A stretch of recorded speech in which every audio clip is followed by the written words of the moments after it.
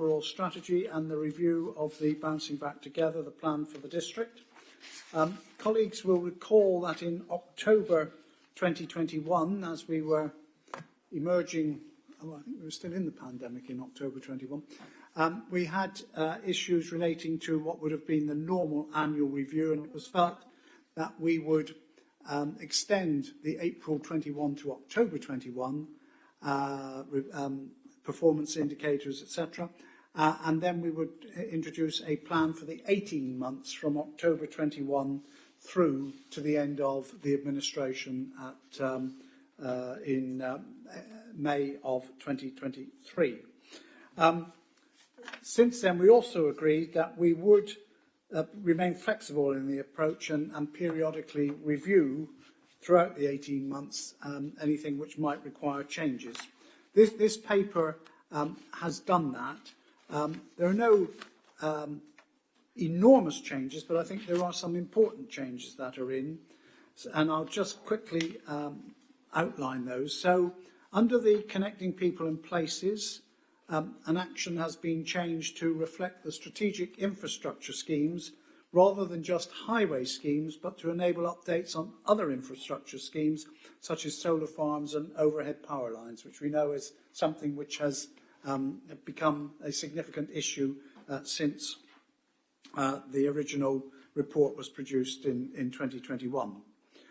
We've also, under the Enhancing Our Environment, added an action to consider the opportunities to rewild open spaces and verges in the district. Under the Supporting Our Communities, we've added 2 new actions there to address the support being provided to residents and businesses through to see them through the cost of living crisis, and also around the Safer Streets programme of works following the successful award of funding that we managed to secure for work to be done in Witham. And then finally, under the Delivering and Innovating, the wording for the Levelling Up action has also been amended to reflect the wider work around delivery of the Shared Prosperity Fund and Rural Prosperity Fund projects, as well as also the Essex County Council Rural Pilot taking place in part of the district. So those are amendments to the programme to just bring us up to date. The revised plan continues to set out the delivery ambitions of the Council, and also their performance targets will also be reviewed over the coming months whilst we develop the annual plan for 2023 to 2024. I think that's possibly all I have to say. I just want to thank Tracy Headford for the way in which she has carried out the work on that, and to Cabinet colleagues for looking at your particular aspects of the programme and what needed amendment. So, without more ado, are there any comments or questions from anyone? Councillor Mann, then Councillor Mrs. Pell. Thank you, Chairman. A couple of general questions that might be incidental to this sort of phase of the plan, but might impact later on, a year or 2 years' time. There's noises coming out of Westminster in the next couple of weeks. We're to receive a planning reset, as I think it's been called, which might water down affordable housing requirements across England, among some other things that we might consider worrying, but that's what I want to focus on. How would the administration view such a reset, primarily reducing developers' obligation to affordable housing? That's the first sort of question. The second one, again, is from central government, that they're considering to reconfigure what is considered to be good agricultural land.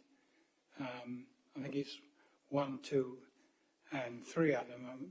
3A at the moment, but to extend it to 3B, which is the land most used for solar farms, so that there might be a worrying consideration that virtually all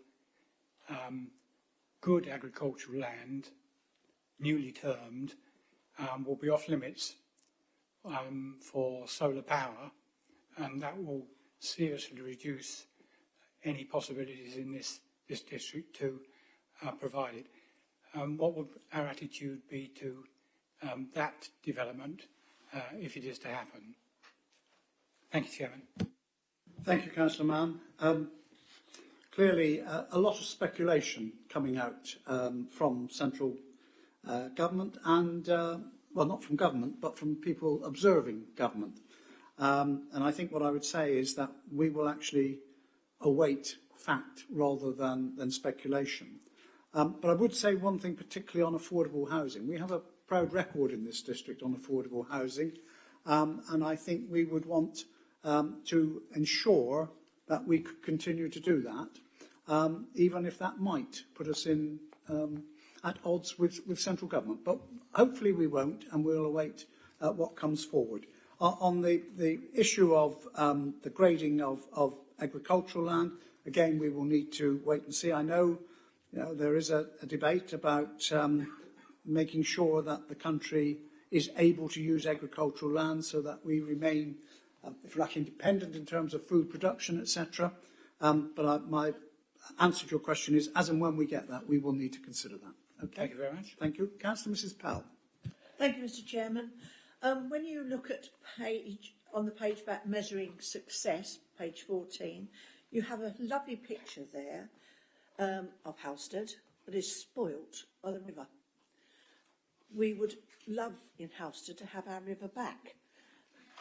It was always a full river. It's just now a trickle that goes through. And if you look at it, it's an eyesore in the centre of our town.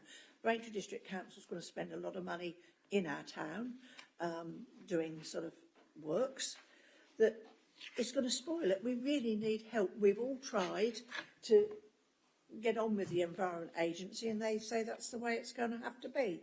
But it is not the way that we locals know our river. Thank you. Councillor Mrs. Spray?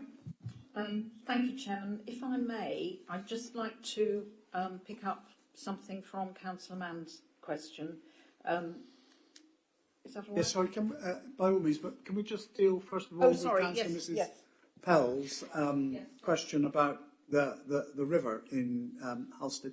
As you quite rightly say, Councillor Spell, it is an environment agency. I'm sure that you and your colleagues on the Town Council have made representations, etc. But we're not in a position to be able to tell the Environment Agency what to do. I was wondering if you could be another pressure agency to put pressure onto the Environment Agency to say, you've got it wrong this time. I'm sure we'll be happy to make representations to the Environment Agency on that. If that will, I was going to say if that will help, I'm not sure it will, but it certainly won't do any harm. Right, now I'll come to Councillor Mrs. Spray who wants to pick up something. Sorry, Councillor Tattersley, was that on this point in Halstead? Right, okay. Councillor Mrs. Spray. Thank you, Chairman. Apologies, Councillor Bell, I didn't mean to cut you off short. Just to pick up on Councillor Mann's point, I absolutely agree with Councillor Butland on the affordable housing. We do have a very good record on that, and we would not want to see that diluted. With regards to the solar farms, yes, we are aware, especially those of us on the planning committee, of an increasing number of planning applications coming in. Just some slight reassurance, we now have in our adopted local plan, there is a policy in there, LPP 73, on renewable energy, which sets out where we would like to see renewable energy schemes, including solar farms, and that they have to, the benefits have to outweigh against a number of criteria, which will include best value agricultural land and an obligation on developers where they're given permission to reinstate that land at the end of the period of time. So we do have some protection on that, and we will be keeping a close eye on it. Thank you, Chairman. Thank you. Thank you very much. Councillor Tattersley. Yeah, thank you, Chairman. The Bouncing Back Together report generally strikes a really good balance, I think, between ambition, affordability and community support. And I would like to echo your comments, Chairman, about the way that Tracy Hedford has listened and supported and reflected Cabinet members' comments in putting together this rather good report, which I'm personally very proud of. Thank you very much, Councillor Tattersley. Any other comments or questions at all? No? In that case, are you happy, members of Cabinet, to approve the revised version of the plan for the district up to March 2023? Is that agreed? Agreed. Thank you. It takes us on to the next item, item 6A, which is the first quarter performance report, and Councillor McKee will introduce the paper. Councillor McKee. Thank you, Chairman. It's falls to me again to talk about our first quarter. The report sets out the Council's progress towards our corporate priorities as at the end of the first quarter, which is June 2022. 10 projects are complete, 51 are on track and progressing well, 3 projects have an amber status due to various delays which are detailed in the report. There's quite a good detail each of the one. I'll briefly touch on which they are. Ensuring residents have access to the skills programme and education they need to access employment opportunities, including in new and expanding sectors. Facilitate the delivery of purpose-built medical centre in Sybil Headingham. Interesting, that's been delayed again. And for creation of a garden of remembrance at Bocking Cemetery, providing a peaceful environment for families to visit, which is about the contracting, which the bid that came in was probably unacceptable and therefore got delayed. One project has been closed in the previous quarter and will be reconsidered as part of the budget preparations for a future year. 9 performance indicators have achieved or exceeded target. 3 performance indicators have missed their target by more than 5%. Percentage of household waste sent for reuse, recycling and composting.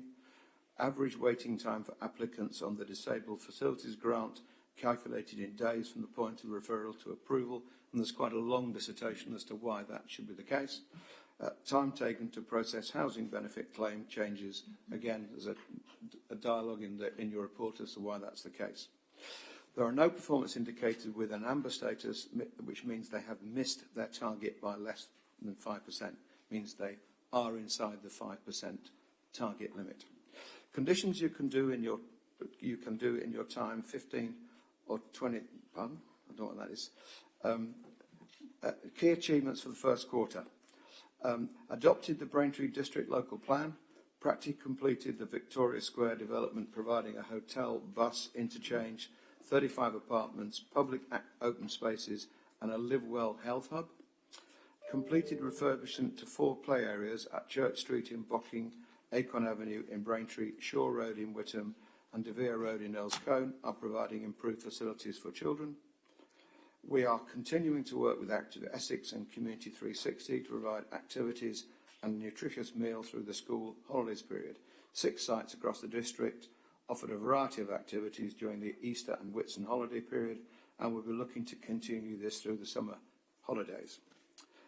Loneliness Awareness Week, 13th to the 17th of June, was marked with 4 separate activities driven by the Braintree District Social Isolation and Loneliness Forum. Pop-up lounges in the 3 towns created a sitting room for anyone to have a seat, a cup of tea and a chat.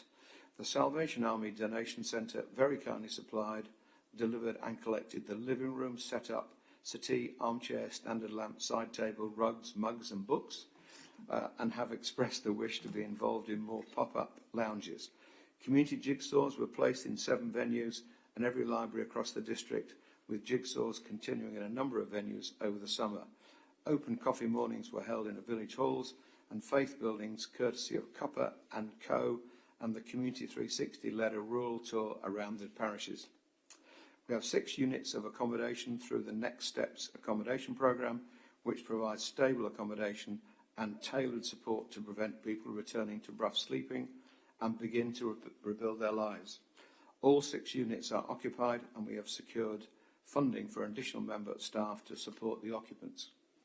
90 affordable homes were delivered in the first quarter of the year, which I think is outstanding. The housing service all prevented 60 cases of homelessness in this period through various interventions.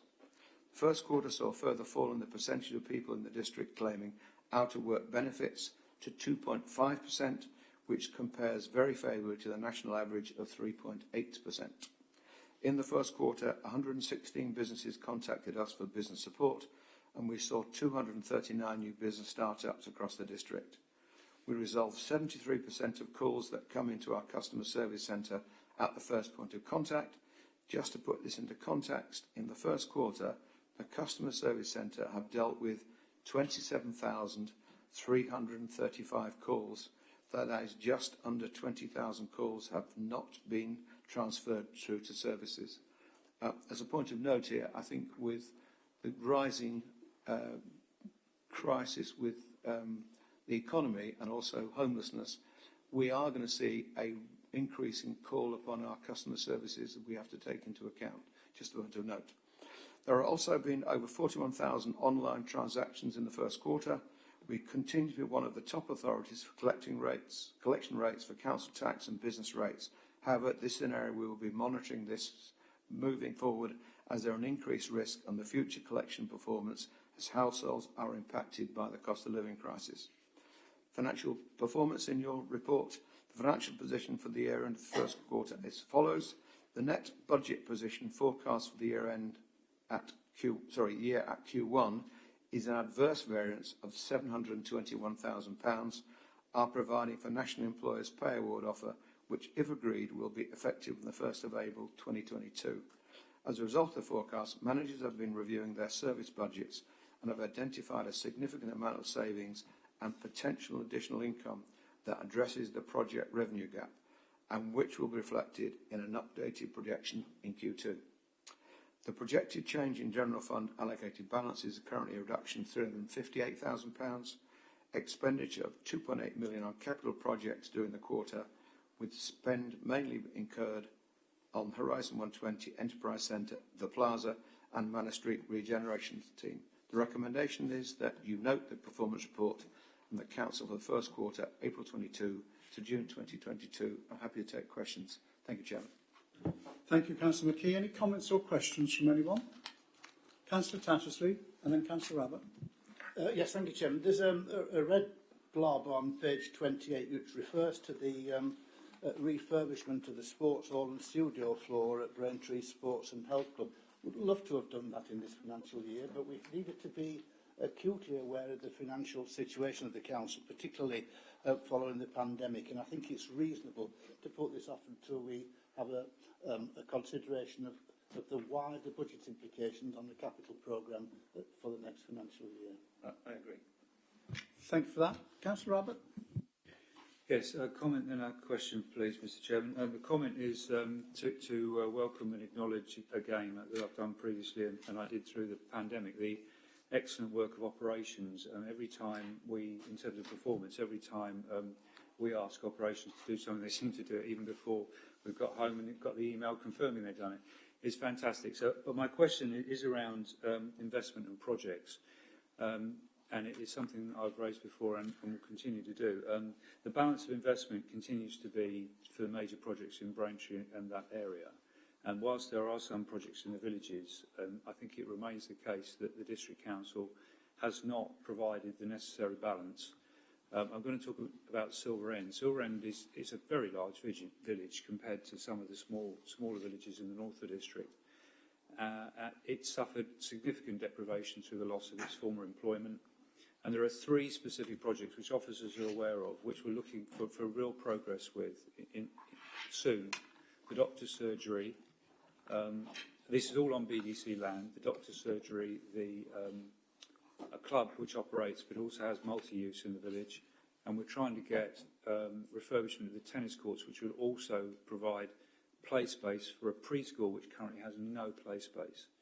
And some of these have been going on for years, and officers here tonight will know I've been hammering them on email, and I wish I didn't have to. So I'm saying it to the whole Cabinet. we really would appreciate, residents would appreciate some progress on these issues so that we can say we're getting just as much attention as Braintree. Thank you. Comments at all? I mean, I'll just pick up on a couple of things. We know that there has been significant investment in Braintree. We know there is significant investment now going into Whittam, and that we are having, through Councillor Ritchie, ongoing discussions about how we utilise a sum of money which has been outstanding for many, many years as far as Halstead is concerned. So our three towns have, I think quite rightly, taken most, because that is where the vast majority of our population live, and also those towns provide services for people living in the surrounding areas. People don't live within a parish and never move out. They use the facilities that are there. But I do understand that in some of the smaller communities, such as Silver End, and I can think of others as well, Coggleshaw is another one, a feeling that they want to feel they're getting a fair share. Now, clearly, if you've got Braintree with a population of 28,000, and Silver End, you probably, Councillor Albert, will know how many are there? 4 or 5,000. One wouldn't necessarily expect a fair share to be an equal share. We also, of course, have to recognise and we've already heard from Councillor McKee in this, the real significant problems, challenges that will be facing all of local government as we move forward. A deficit in our first quarter of £700,000. That is going to be significantly larger when we come to do the budget, and both pressures on the revenue budget and also on the capital budget. But I cannot blame any councillor for pursuing the calls of their constituents, and Councillor Abbott is right to do that, as indeed many of my colleagues keep saying to me about other areas as well. I'd love to be able to say everything is solved, no problem at all, everywhere can have what they want. Just have to be realistic. That isn't available, that isn't going to be the case, and to be honest, it never has been the case.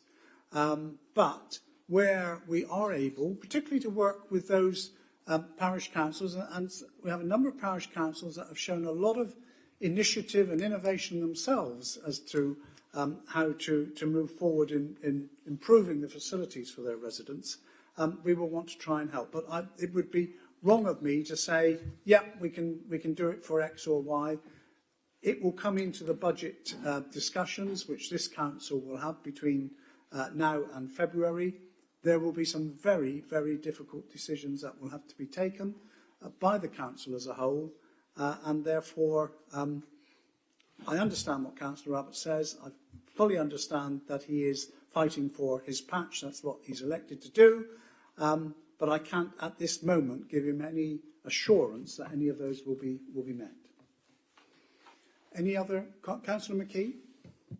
Yeah, I echo the comments that the Chairman made, but I would like to point out, with rising interest rates, that affects our ability to fund projects and make a business case stack up.